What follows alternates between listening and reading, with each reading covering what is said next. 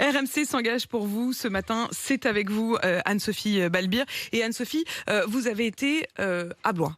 Exactement, et on a accompagné Franck, un auditeur qui nous avait écrit. Il avait acheté un cottage Pierre et Vacances Center Parks avec un loyer garanti, sauf que le groupe ne lui paie plus ce loyer depuis 15 mois, officiellement à cause du Covid.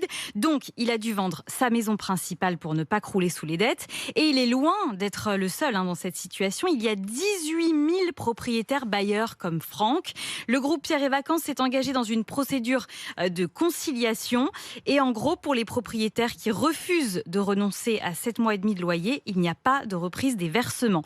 Mais il y a eu un petit rebondissement donc hier au tribunal de Blois. Pour la première fois, les propriétaires ont pu être entendus par un juge sur une possible reprise des paiements. Et même si la décision n'est pas rendue, c'est déjà un immense soulagement pour Franck. Derrière moi, quelque part, il y a des milliers de petits bailleurs. Et donc on est content enfin d'être entendu dans un tribunal. Depuis 18 mois, on est prêt à la gorge. Comme vous le savez, j'ai vendu ma maison, mais certains ont tout perdu. Et donc, nous, on est quand même outrés de voir qu'une société qui fait beaucoup d'argent ne paye pas les loyers qui sont normalement assurés. Et effectivement, nous, petits propriétaires, on s'est retrouvés devant nos crédits à payer et on n'a aucune aide. On n'a jamais eu aucune aide. On espère qu'à un moment, on va pouvoir nous repayer nos loyers, tout simplement. On croise les doigts, on y croit fort, on espère que ça sera favorable.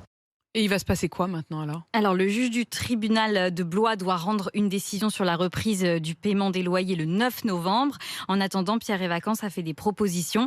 Jusque-là, l'entreprise demandait aux propriétaires de renoncer à 7 mois et demi de loyer. Écoutez l'avocat de l'entreprise, ça pourrait bouger. Il est possible qu'interviennent des éléments nouveaux, et notamment sous forme d'aide financière nouvelle. De la part de l'État. De la part de l'État, exactement. Ce qui nous permettrait d'améliorer notre proposition. Dès que les aides seront versées, on s'organisera pour compléter les loyers à verser aux bailleurs. Donc ils disent que la balle finalement est dans le camp du gouvernement. Vous avez tout compris. En gros, si le gouvernement accorde de nouvelles aides à Pierre et Vacances, alors l'entreprise pourrait faire un geste. Ces aides sont-elles vraiment prévues ? On a contacté le ministère de l'économie hier soir qui nous a confirmé que des mesures d'accompagnement étaient à l'étude avec Bruxelles pour certaines entreprises du tourisme et que des annonces pourraient avoir lieu dans quelques semaines. Merci beaucoup Anne-Sophie. Une enquête réalisée par Benoît Ballet et Marie Dupin. Vous nous écrivez bien sûr, vous le savez, à l'adresse rmcpourvous@rmc.fr.